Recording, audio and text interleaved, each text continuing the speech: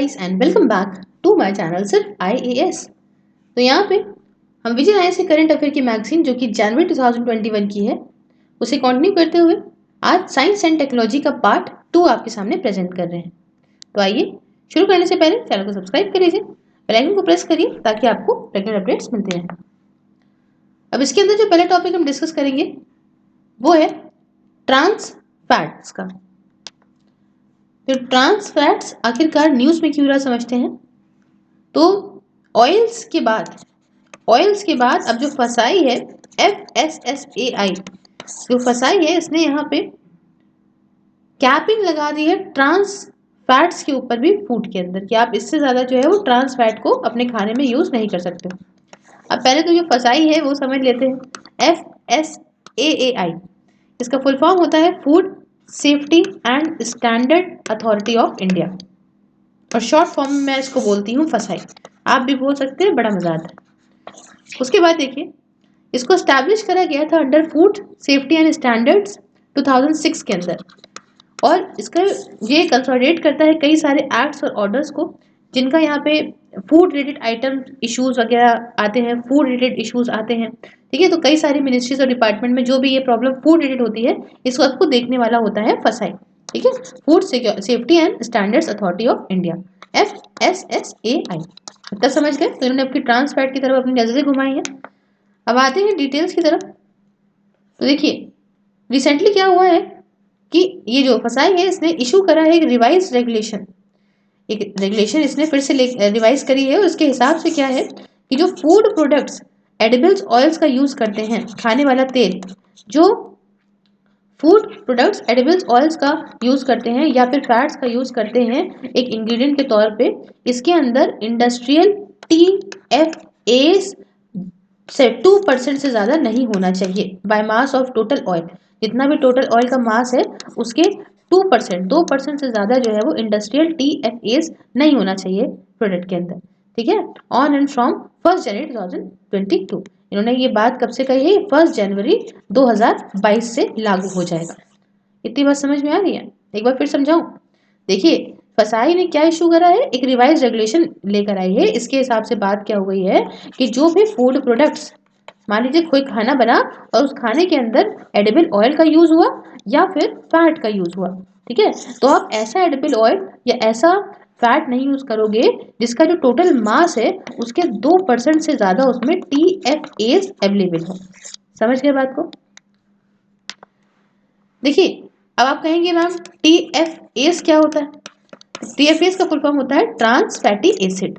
ठीक है, पहले क्या था, दिसंबर की बात है जब फसाई ने यहाँ पे कैपिंग लगाई थी ट्रांस फैटी एसिड्स पे। ऑयल्स और फैट्स के अंदर 3% लगाई थी 2021 के लिए। पहले ये 3% थी और 2% लगा दी थी भाई 2022 तक। ठीक है, अभी अभी 2022 तक कह दिया है कि भाई जो है वो करंट परमिशेबल है 2022 तक 2%। और अभी के लिए क्या है, अभी के लिए जो है वो 5% है। ठीक है, through an amendment to the food safety and standard prohibition and restriction on sales regulation के अंदर अभी के फिलहाल लिए 5% तक परमिट करा गया है। अब देखिए ट्रांस फैट हो या ट्रांस फैटी एसिड्स हो, ये जो है ये अनसैचुरेटेड होते क्या है? TFAs क्या होते हैं? ट्रांस फैटी एसिड हो और चाहे ट्रांस फैट हो, ये होता क्या है? ये एक अनसैचुरेटेड फैटी एसिड होते हैं जो या तो नेचुरल और या तो इंडस्ट्रियल सोर्सेज से आ सकते हैं। अब अगर नेचुरली आ रहा है ट्रांस फैट तो ये आपका काउज या शीप के थ्रू आएगा, है ना, रूमिनेंट्स काउज या शीप के थ्रू आया। और अगर इंडस्ट्रियल प्रोड्यूस ट्रांस फैट है तो ये बनाया जाता है इंडस्ट्री के प्रोसेस में, जिसकी में क्या करते हैं कि भाई हाइड्रोजन वेजिटेबल ऑयल में डाल देते हैं। ठीक है, और इससे लिक्विड को एक सॉलिड में कन्वर्ट करते हैं जिससे एक पार्शियली हाइड्रोजनेटेड ऑयल बन जाता है। तो ये समझ रहे, थोड़ा सा खतरनाक हो गया ना, इस वजह से इस पे रोक लगाई जा रही है।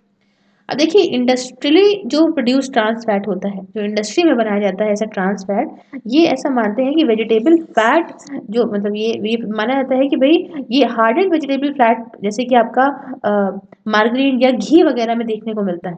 ठीक है, और ज़्यादातर ये आपका स्नैक फूड्स वगैरह, बेक्ड गुड्स वगैरह या फ्राइड फूड्स वगैरह में देखने को मिलता है क्योंकि आप उसी में इसको तल लेते हो अपने वेजिटेबल उसी ऑयल में, घी में। और मैन्युफैक्चरर ज़्यादातर इसको यूज़ करते हैं क्योंकि ये इसमें ऐसे जो है इस तरीके के तेल वेल में बनाया हुआ खाना बहुत टाइम तक रहता है और काफ़ी सस्ता भी होता है दूसरे फैट से। तो इसलिए क्या करते हैं ये लोग इसी में यही बनाने लग जाते हैं, इनको क्या फ़र्क पड़ता है पब्लिक से। और ये अनहेल्दी भी बहुत होते हैं सैचुरेटेड फैट से। क्यों? क्योंकि ये जो गंदा वाला कोलेस्ट्रॉल होता है जिसे हम लोग बैड कोलेस्ट्रॉल बोलते हैं। बैड कोलेस्ट्रॉल अगर मम्मी पापा का टेस्ट करवाया होगा तो आपको रट गया होगा, जैसे हमें रट गया है। तो भैया बैड कोलेस्ट्रॉल होता है एलडीएल, और आपका जो मतलब एक होता है गुड कोलेस्ट्रॉल। गुड कोलेस्ट्रॉल को बोलते हैं एचडीएल। दोनों का फुल फॉर्म समझिए। एलडीएल जो है लो डेंसिटी लिपोप्रोटीन्स, और एलडीएल का एचडीएल का फुल फॉर्म होता है हाई डेंसिटी लिपोप्रोटीन्स। तो जो एलडीएल होता है ये बैड कोलेस्ट्रॉल होता है। तो ये ऐसे ट्रांस फैट इंडस्ट्री वाले इसको बढ़ाते हैं। और ये जो गुड कोलेस्ट्रॉल होता है, ठीक है, गुड कोलेस्ट्रॉल के कह लो आप, इसे कह लो कि भाई हाँ लोअर गुड कोलेस्ट्रॉल, तो ऐसा कह लो। तो नहीं सॉरी, ये जो गुड कोलेस्ट्रॉल होता है इसको ये लो करते हैं, समझे। ऐसे ट्रांस फैट जो हैं वो बैड कोलेस्ट्रॉल को बढ़ाते हैं और गुड कोलेस्ट्रॉल को कम करते हैं। तो ये होते हैं।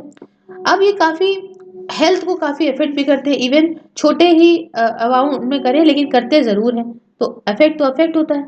ऐसे हर एक जो एडिशनल 2% कैलोरी आती है इस ट्रांस फैट से हमारे शरीर के अंदर, है ना, ये जो आप 2% लेते रहोगे एडिशनल, तो इससे क्या होगा कि कोरोनरी हार्ट डिजीज के चांसेस आपके 23% से बढ़ जाएंगे।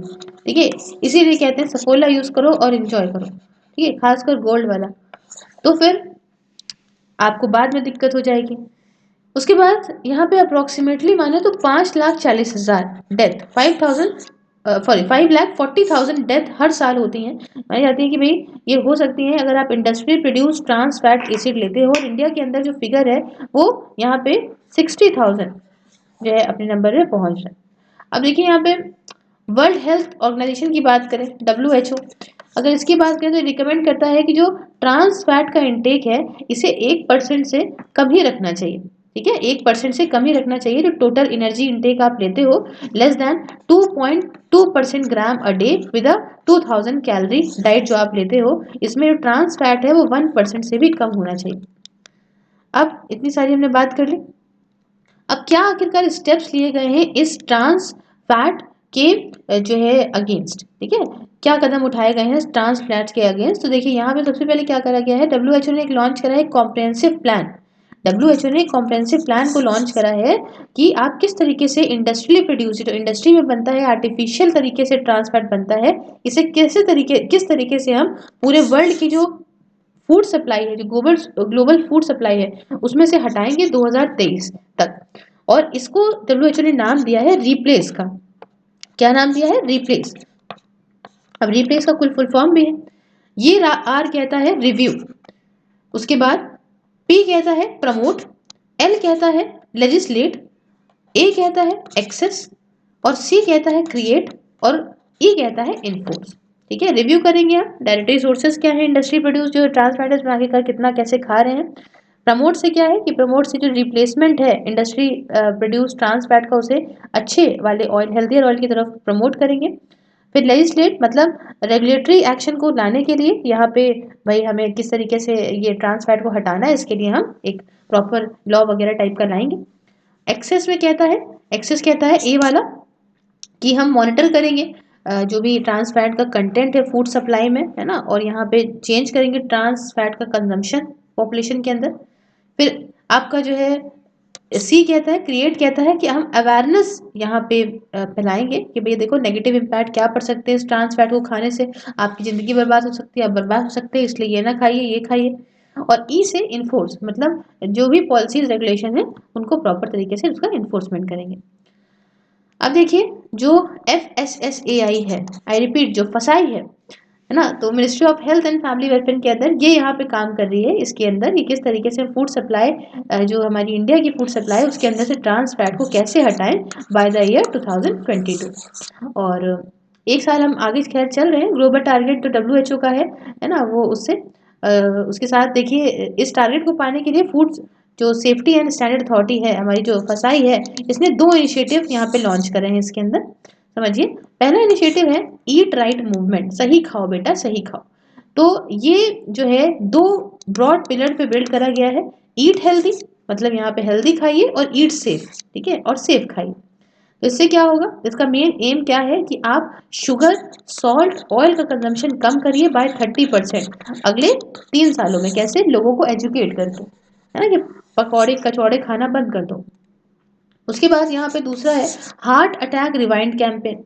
यहाँ पे इन्होंने क्या करा है कि देखो, लोगों सिटीजन्स को यहाँ पे वार्न करने के लिए कि हेल्थ हज़ार्ड हो सकते हैं, अगर आप ट्रांस फैट खाओगे तो हार्ट अटैक आ जाएगा, तो आप कैसे दूसरे ऑल्टरनेटिव की तरफ बढ़ सकते हो। तो इसलिए इन्होंने हार्ट अटैक रिवाइंड कैंपेन को लॉन्च करा है।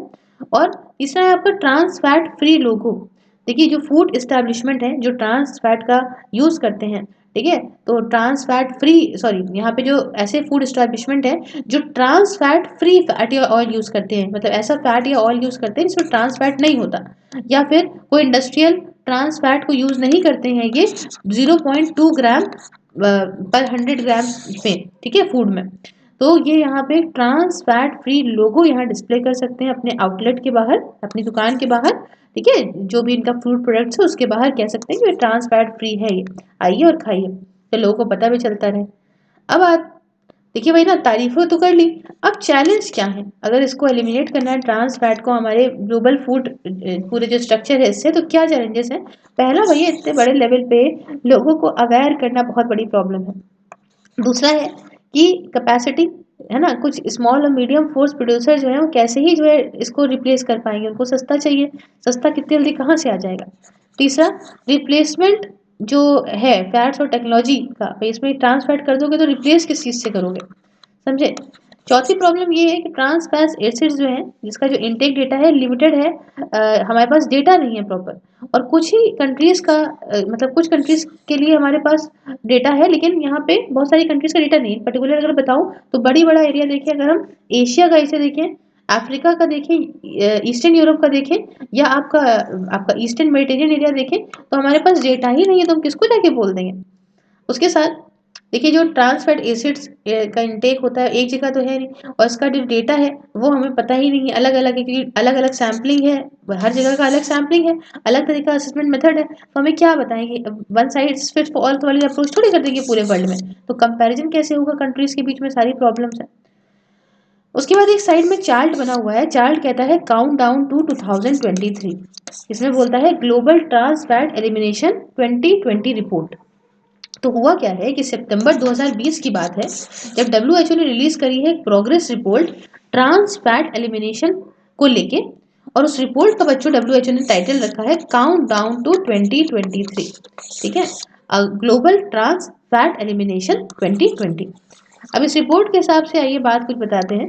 इस रिपोर्ट के हिसाब से 58 कंट्रीज जो हैं अभी तक इन्होंने कुछ लॉज वगैरह लेकर आई हैं, जिनकी वजह से 3.2 बिलियन लोग यहाँ पे बचाए जा सकते हैं, प्रोटेक्ट हो गए हार्मफुल सब्सटेंस से बाय द एंड ऑफ 2021। और बट प्रॉब्लम ये है कि मोर देन 100 कंट्रीज अभी भी जो है एक्शन लेना उनका बाकी है, अभी उन्होंने कोई कदम नहीं उठाए हैं इन हार्मफुल सब्सटेंसेस को हटाने से अपनी फूड सप्लाईज से। उसके बाद इस रिपोर्ट के हिसाब से 15 कंट्रीज जो है वो अकाउंट करती हैं अप्रोक्सीमेटली 2/3 जो वर्ल्ड वाइड की डेथ है, इसके थ्रू जो 2/3 डेथ हो रही हैं वो सिर्फ और सिर्फ 15 कंट्री के अंदर ही हुई चली जा रही है, समझ रहे हैं। इनमें से 4 कंट्रीज, एक Canada, Latvia, Slovenia, United states of America, ये 4 कंट्रीज ने डब्ल्यूएचओ द्वारा रिकमेंड करे गए बेस्ट प्रैक्टिस की पॉलिसीज को इम्प्लीमेंट करा है। या तो भाई एक मैंडेटरी लिमिट्स लगा दी हैं इंडस्ट्री के ऊपर कि इंडस्ट्री ट्रांस फैट जो है वो सिर्फ 2% ही प्रोड्यूस करेगी ऑयल्स और फैट्स अपने सारे फूड्स में, या फिर क्या इन्होंने कर दिया है कि हाइड्रोजनेटेड ऑयल जो है इनको पार्शली बैन कर दिया है। तो इन सब तरीके से ये बड़ी बड़ी कंट्रीज है इन्होंने इम्प्लीमेंट करी है डब्ल्यूएचओ की रिकमेंडेशन।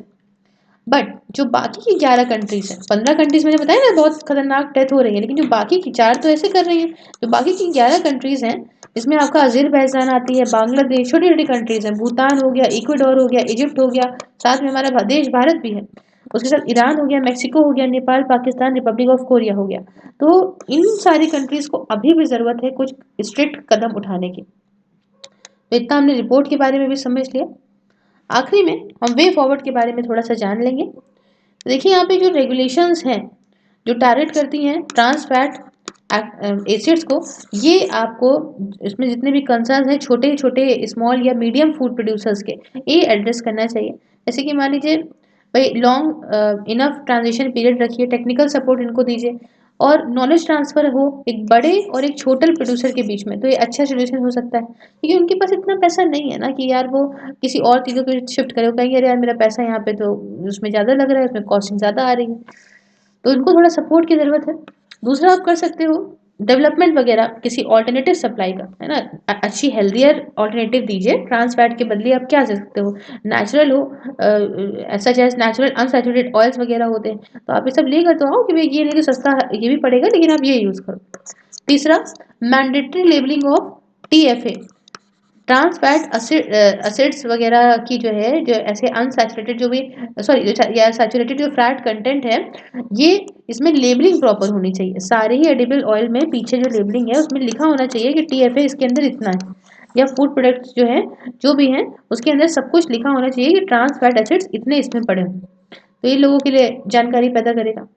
उसके बाद अगर आपको अच्छे तरीके से इंडिया में चीज़ों को इम्प्लीमेंट करना है, तो फसाई को यहाँ पे ज़रूरत है, मतलब एफएसएसआई को, एआई को यहाँ पे ज़रूरत है कि ये यहाँ पे लोकल गवर्नमेंट के साथ यहाँ पे परस्यू करें, ताकि हम किस तरह से और सर्विलांस बढ़ाएं, यहाँ पे इंस्पेक्शन करें फूड प्रीमाइसेस का, जा जाके होटलों वगैरह में देखें, उसके साथ सैंपल वगैरह ले लें और प्रॉपर सैम्पलिंग चेक करें कितना किसमें क्या ट्रांस फैट्स है। रेगुलर ट्रेनिंग दें ऑफिसर्स को, ऑफिसर्स की अच्छी खासी रेगुलर ट्रेनिंग करें। फूड की लैब जो है, फूड लैब जो होती हैं उनको और अपग्रेड करें, वगैरह वगैरह ऐसे सारे काम कर सकती हैं। और आखिरी में सिविल सोसाइटी ऑर्गेनाइजेशन भी अच्छा खासा रोल इसके अंदर प्ले कर सकते हैं, है ना, पब्लिक को इन्फॉर्म कर सकते हैं, सपोर्ट वगैरह दे सकते हैं ड्राफ्ट लेजिस्लेशन या रेगुलेशन को, और मॉनिटरिंग वगैरह कर सकते हैं। तो ये सारा काम हो सकता है इसके अंदर। और इसी के साथ हमारा भाई साइंस एंड, अरे बिल्कुल नहीं, एक टॉपिक और बचा हुआ है। तो ये नेक्स्ट टॉपिक है इंडिया इनोवेशन इंडेक्स 2020 का, और ये लास्ट टॉपिक है। अब देखिए इंडिया इनोवेशन इंडेक्स 2020 न्यूज़ में क्यों रहा है, क्योंकि भाई रिसेंटली नीति आयोग ने रिलीज करा है second edition India innovation index का। ठीक है, तो अब जानते हैं इस इंडेक्स के बारे में कुछ बात। तो ये देखिए स्क्रूटनाइज करेगा इनोवेशन कैपेसिटीज जो और परफॉर्मेंस जो इंडियन स्टेट्स की हैं उनको, देखेगा कि भाई क्या अभी जो इंडियन स्टेट्स हैं उनकी कैसी इनोवेशन कैपेसिटी है और कैसी परफॉर्मेंस रही है इंडियन स्टेट्स की। और ये पहला एडिशन इंडेक्स का जो लॉन्च किया गया था 2019 में। ठीक है, तो यहाँ पे अभी क्या हुआ है, दूसरा एडिशन लॉन्च करा गया है। अभी क्या करेगा, ये एक एक्सटेंसिव फ्रेमवर्क जो है प्रोवाइड करेगा, ताकि भाई जो है कांस्टेंट इवैल्यूएशन करी जाए इनोवेशन इकोसिस्टम की, इंडियन स्टेट्स और यूटीज की, किस तरीके से जो है वो इनोवेशन सिस्टम कैसे चल रहे हैं इंडियन स्टेट्स में या यूटीज में, ये प्रॉपर तरीके से इसको इवैल्यूएट करेगा। साथ ही साथ इंडेक्स यहाँ पे अकम्प्लिश करेगा फॉलोइंग थ्री फंक्शन है, तीन फंक्शन के साथ यहाँ पे काम करेगा। पहला, रैंक देगा सारे स्टेट्स को और यूटीज को, कि जैसा भी इनका स्कोर आया है इस इंडेक्स के हिसाब से, उस हिसाब से इनको रैंकिंग दी जाएगी।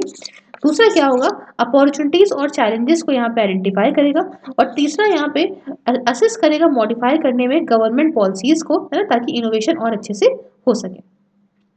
उसके बाद इंडेक्स देखिए देखेगा यहाँ पे इनोवेशन इनपुट्स कैसे, इनेबलर्स और इनोवेशन आउटपुट देखिएगा परफॉर्मेंस के, यहाँ पे मेजर करेगा इस तरीके से। कैसे मेजर करेगा, इनोवेशन इनपुट्स को मेजर करेगा इनेबलर्स के थ्रू, और इनोवेशन आउटपुट को मेजर करेगा परफॉर्मेंस के थ्रू। अब देखिए जो इनेबलर पैरामीटर हैं, जैसे कि ऐसे फैक्टर्स जो रीइंफोर्स करते हैं इनोवेशन कैपेसिटीज को, मतलब जैसे आपको बताती हूँ ह्यूमन कैपिटल हो गया, या इन्वेस्टमेंट हो गया, या नॉलेज वर्कर हो गए, बिजनेस इन्वायरमेंट हो गया, सेफ्टी एंड लीगल इन्वायरमेंट हो गया, तो ये सब क्या करते हैं, ये सारे के सारे रीइंफोर्स करते हैं ना, इनोवेशन कैपेसिटी को बढ़ाते हैं। और दूसरा भाई रिजल्ट के तौर पे अगर हम देखें तो परफॉर्मेंस पैरामीटर, जैसे कि भाई आपका हो गया नॉलेज आउटपुट, उसके साथ knowledge diffusion, knowledge output knowledge diffusion, ये सारा का सारा परफॉर्मेंस पैरामीटर में आता है। उसके बाद यहाँ पे देखिए कि स्टेट्स वगैरह जो हैं इनको बाइफरकेट कर दिया जाएगा तीन कैटेगरीज में। ठीक है, एक हो जाएंगी इसमें से मेजर स्टेट्स, एक हो जाएंगी इसमें से नॉर्थ ईस्ट और हिल स्टेट्स, और तीसरी हो जाएंगी इसमें से यूटी एंड सिटी स्टेट। ठीक है, union territory and city states. तो जो मेजर स्टेट्स रहेंगी इनमें टॉप परफॉर्मर्स जो है, जैसे कि हैं भाई उसमें रहे आपके कर्नाटका, महाराष्ट्र, तमिलनाडु और तेलंगाना। ठीक है, और दूसरे जो हैं आपकी नॉर्थ ईस्ट और हिल स्टेट्स में टॉप परफॉर्मेंस रहे हिमाचल प्रदेश, उत्तराखंड और मणिपुर। और जो यूटी एंड सिटी स्टेट्स हैं इसमें टॉप परफॉर्मेंस दिल्ली रहा, चंडीगढ़ रहा, दमन एंड दीव रहा। तो ये कुछ बातें हैं इसके अंदर जो इंडेक्स के बारे में मैंने आपको बताई। फिर साइड में एक बॉक्स बना हुआ है वो कहता है इंडिया एंड इनोवेशन। तो भाई आइए समझते हैं। देखिए इनोवेशन क्या होता है। इनोवेशन जब हम क्रिएट करते हैं, डेवलप करते हैं, इम्प्लीमेंट करते हैं नए प्रोडक्ट को, प्रोसेस को या सर्विस को, और हमारा एम ये होता है कि हम और अपनी एफिशिएंसी और बढ़ाएं, अपनी इफेक्टिवनेस और बढ़ाएं, या हम कॉम्पिटिटिव एडवांटेज और लें। तो मतलब हम एक नई टेक्नोलॉजी लेकर आ रहे हैं, उसी में ही हम इनोवेशंस लेकर आ रहे हैं कि और किस तरह से हम और अच्छा कर सकते हैं चीज़ों को। तो ये होता है इनोवेशन। और इंडिया की रैंक अगर हम देखें ग्लोबल इनोवेशन इंडेक्स में 2020 में, तो वो 48 रही है ना। पुरानी तो बहुत बेकार थी, अभी थोड़ी सी ठीक हो गई है। और ग्लोबल इनोवेशन इंडेक्स ये है क्या जिसमें हमने रैंक पा ली? ये एक जॉइंट कोलैबोरेटिव एफर्ट है जो कि वीपो, कॉर्नेल यूनिवर्सिटी और इनसेट के बीच में होता है। और ये लोग हर एक साल जो है इनोवेशन परफॉर्मर्स को रैंक देते हैं। इसमें 130 कंट्रीज से ज़्यादा आती हैं। अब इसके साथ सुनिए, इंडिया की रैंक जो है वो हाईएस्ट है सेंट्रल और साउथ एशियन कंट्री में। और एक नया इंट्रेंट है टॉप 3 जो इनोवेशन इकोनॉमी है उसमें, ठीक है। उसमें आपका जो मिडिल इनकम ग्रुप की जो नेशंस की जो टॉप 3 इकोनॉमी है इसमें हम आते हैं। इसमें वियतनाम और यूक्रेन वगैरह भी है। अब इंडिया देखिए खर्चा कितना करता है। इंडिया खर्चा हमारा बड़ा कम करता है, 0.7% करता है जीडीपी का रिसर्च और डेवलपमेंट पे। काफ़ी कम है ये। बड़ी बड़ी कंट्रीज काफ़ी ज़्यादा करती हैं, जैसे इसराइल तो 4.95% करता है, समझे। उसके साथ इंडिया जो है काफ़ी कम इसका शेयर रिसर्च में भी रहा है पर मिलियन इनहैबिटेंट्स पे। अगर आप कंपेयर करो डेनमार्क से या साउथ कोरिया वगैरह से तो इनका बहुत ज़्यादा है। उसके बाद gross expenditure on research and development GERD, ये बढ़ता जा रहा है ना ओवर द ईयर्स। तो ये भी है। तो इंडिया का जो ब्रेकअप है, India breakup of GERD stand in contracts with other countries where in it is the business sector dominated by private enterprises that lead the expenditure. तो वही यही वाली बात है, थोड़ा बहुत जो है वो प्राइवेट ही देख रहे हैं, बाकी तो सब अलग की बात हो गई, ठीक है। मतलब अगर हम अपने यहाँ देखें रिसर्च एंड डेवलपमेंट, जो national research and development expenditure है सेक्टर वाइज देखें तो पब्लिक सेक्टर 5% कर रहा है, 7% हाई एजुकेशन, 6% स्टेट गवर्नमेंट, 37% जो है वो प्राइवेट सेक्टर कर रहा है, बाकी 45% पर ये सेंट्रल गवर्नमेंट की जिम्मेदारी है। चलिए अब आगे देखते हैं और देखते हैं इस इंडेक्स ने क्या पाया, की फाइंडिंग्स क्या रही इस इंडेक्स की। तो पहला, इंडिया के जो इनोवेटिव कैपेबिलिटीज हैं, ये ज़्यादातर जो है वो सेफ्टी और लीगल इन्वायरमेंट और ह्यूमन कैपिटल के द्वारा जो है कैरी आउट करी जाती हैं। वाइल जो इन्वेस्टमेंट स्कोर है वो काफ़ी कम है, जैसे मैं आपको बताया अभी कि भाई प्राइवेट और सेंट्रल गवर्नमेंट को छोड़ के बड़ा ही कम हो रहा है। दूसरा, इस रिपोर्ट ने देखा, मतलब इस इंडेक्स ने देखा कि जो कुछ चैलेंजेस वगैरह हैं इनोवेशंस की फील्ड में, जैसे आपका नॉलेज की कमी है वर्कर्स के, उसके साथ खर्चा भी कम होता है रिसर्च एंड डेवलपमेंट में, हायर एजुकेशन, साइंस और टेक्नोलॉजी वगैरह में काफ़ी खर्चा कम होता है, और आपका यहाँ पे वेंचर कैपिटल इन्वेस्टमेंट की काफ़ी कमी है। और इनोवेशन का जो स्कोर है वो हमें दिखाता है, पॉजिटिव कोरिलेशन दिखाता है इसका ग्रॉस स्टेट डोमेस्टिक प्रोडक्ट से। इसका मतलब कि हायर इकोनॉमिक ग्रोथ अगर होती है तो इससे ज़्यादा इनोवेशन होता है, समझे। इकोनॉमिक ग्रोथ बढ़ी तो ऑब्वियसली तो खर्चा करोगे ना, इनोवेशन लेकर आओगे, और अगर इकोनॉमिक ग्रोथ कम हुई तो इनोवेशन भी कम हो गया। अब मान लीजिए लो परफॉर्मिंग स्टेट्स के केस में जो मेजर प्रॉब्लम है इनोवेशन में वो कमी देखने को मिलती है, और परफॉर्मेंस इंडिकेटर्स जो है वो मतलब ऐसा हो सकता है कि काफ़ी लो लेवल ऑफ इन्वेस्टमेंट की वजह से हैं, या नॉलेज वर्कर्स, या फिर इनएडिक्वेट बिजनेस इन्वायरमेंट भी देखने को मिलता है। और आखिर में इस रिपोर्ट ने देखा कि ओवरऑल जो हमारा देश है, इंडिया है, इसे हमें परफॉर्मेंस पे फोकस करने की ज़रूरत है, कुछ की पिलर्स पे, जैसे कि हमें नॉलेज वर्कर्स पे ध्यान देने की ज़रूरत है, हमें बिजनेस इन्वायरमेंट पे ध्यान देने की ज़रूरत है, और हमें नॉलेज आउटपुट पे ध्यान देने की काफ़ी ज़्यादा ज़रूरत है। अब मैंने जैसे आपको बताया कि कुछ टॉप परफॉर्मेंस रही थी कुछ स्टेट्स, तो क्यों आखिरकार कर्नाटका, हिमाचल प्रदेश और दिल्ली अपनी अपनी फील्ड में क्यों टॉप करी? तो कर्नाटका तो देखिए इसलिए करी क्योंकि इसमें अच्छे खासा वेंचर कैपिटल डील है, जो कि आपका जीआईस और आईसीटी एक्सपोर्ट्स के अंदर रजिस्टर्ड है। हाई एफडीआई इनफ्लो वगैरह आता है, मतलब फॉरेन डायरेक्ट इन्वेस्टमेंट अच्छा खासा आता है। हिमाचल प्रदेश तो इसलिए टॉप करी क्योंकि कई सारे यहाँ पे नॉलेज वर्कर्स देखने को मिलते हैं, वो इंडस्ट्री फ्रेंडली पॉलिसीज हैं इसके अंदर, और इंसेंटिव्स वगैरह इनको प्रोवाइड करे जाते हैं। और दिल्ली इसलिए ऊपर आ गई क्योंकि यहाँ पे इसका जो बिजनेस एनवायरनमेंट है बढ़िया है, स्पेशली इंटरनेट बहुत अच्छे से मिलता है, ठीक है। अब देखिए यहाँ पे अंडरलाइंग इश्यूज आइडेंटिफाइड क्या है, नेशनल लेवल के इश्यूज क्या हैं।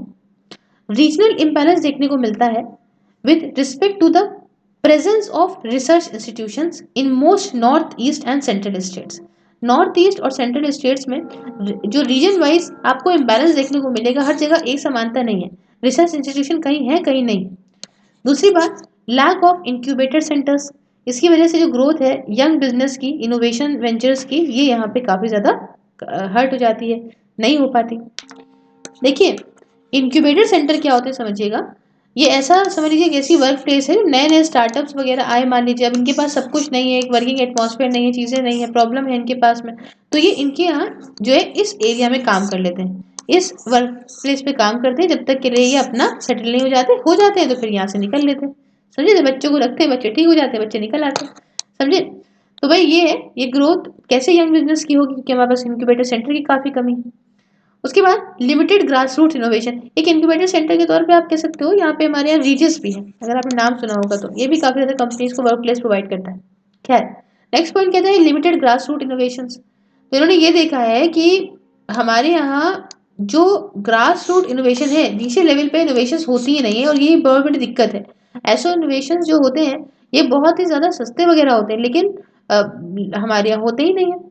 और स्टेट लेवल में बात करें तो स्टेट स्पेसिफिक इनोवेशन सेल की कमी है, मतलब स्टेट लेवल इतना एंगेजमेंट करता ही नहीं है अच्छी प्रैक्टिसेस में, तो कहता है अरे छोड़ो, सब सेंट्रल का काम है, हमें क्या करना हो रही है। अब देखिए, इस रिपोर्ट ने दिक्कतें बताई तो कुछ सजेशंस भी दिए। तो नेशनल लेवल पे क्या सजेशन दिए, बोला कि देखो आप टैक्स इंसेंटिव करो, लोन्स का इंटरेस्ट कम कर दो, ठीक है, या आप कह लो प्रायोरिटी प्रोक्योरमेंट, जो top research and development incentive domestic firms है ना, टारगेटेड एरियाज में, आप ये कर सकते हो। उसके बाद आप नेशनल लेवल पे दूसरी चीज़ कर सकते हो, direct research and development grant दे दो कंपनीज को, ठीक है, इनको जो है एकेडमिक इंस्टीट्यूशन को देने के बजाय आप सीधा कंपनी को दे दो, ताकि क्या होगा कि इनोवेटिव कॉन्सेप्ट कमर्शियलाइज हो जाएगा और अपने आप होने लगेगा। तीसरा आप क्या कर सकते हो, टीयर बेस्ड इंक्यूबेटर इकोसिस्टम बनाओ, ठीक है, इसमें एक जगह पे पहले इंक्यूबेटर सेंटर बने, फिर दूसरी जगह बने, तीसरी जगह पे बने, तो ऐसे पूरे देश में फिर बन जाएंगे। और चौथे लेवल पे आप अच्छे तरीके से प्रोग्राम दूर दूर इलाके तक जो है वो इसे इम्प्लीमेंट करिए, एक एक डेडिकेटेड स्केल अप फंड लेकर आइए, तो यहाँ पे ग्रास रूट लेवल पे चीज़ें अपने आप इनोवेशन वगैरह फिर से रिवाइव हो जाएंगे। तो ये तो नेशनल लेवल पे इन्होंने सजेस्ट किया। फिर उन्होंने स्टेट लेवल पे क्या सजेस्ट करा समझिए। स्टेट लेवल पे उन्होंने बोला कि स्पेशल गवर्नमेंट बैक्ड एंटिटीज यहाँ पे इस्टेब्लिश करी जाए, जैसे कि इनोवेशन सेल्स, आपका तेलंगाना ने इस्टेब्लिश करा है ऐसे इनोवेशन सेल 2017 में, तो ऐसे सरकार द्वारा बैकअप करी जाने वाली ऐसी एंटिटीज बनाइए, इनोवेशन सेल जैसे बनाया गया तेलंगाना की सरकार के द्वारा। दूसरी बात, आप peer to peer learning promote करिए, मतलब एक ऐसा प्लेटफॉर्म बनाइए आप जिससे शेयरिंग, जो बेस्ट प्रैक्टिसेस की शेयरिंग है वो और बढ़ सके। और थर्ड उन्होंने बोला focus on state innovation policies, तो आप जो स्टेट इनोवेशन पॉलिसी है उससे मुंह ना मोड़े, उस पर आप फोकस डाल के चलें। तो बस ये सारी कुछ इन्होंने राय भी अपनी दे दी है। आखिरी में, ये साइंस एंड टेक का टॉपिक होता है कंप्लीट। तो if you like the video, please like the video, share with your friends, subscribe your channel Surprise, and if you want to follow me on any other social media platform, just follow the link given in the description box. Along with this, if you want to watch these videos on Facebook, just like the page Surprise and watch these videos there. And if you want to join my membership and enjoy the various perks, just press the join button and enjoy the various perks. Thank you so much for discussion. Have a wonderful day. Take care.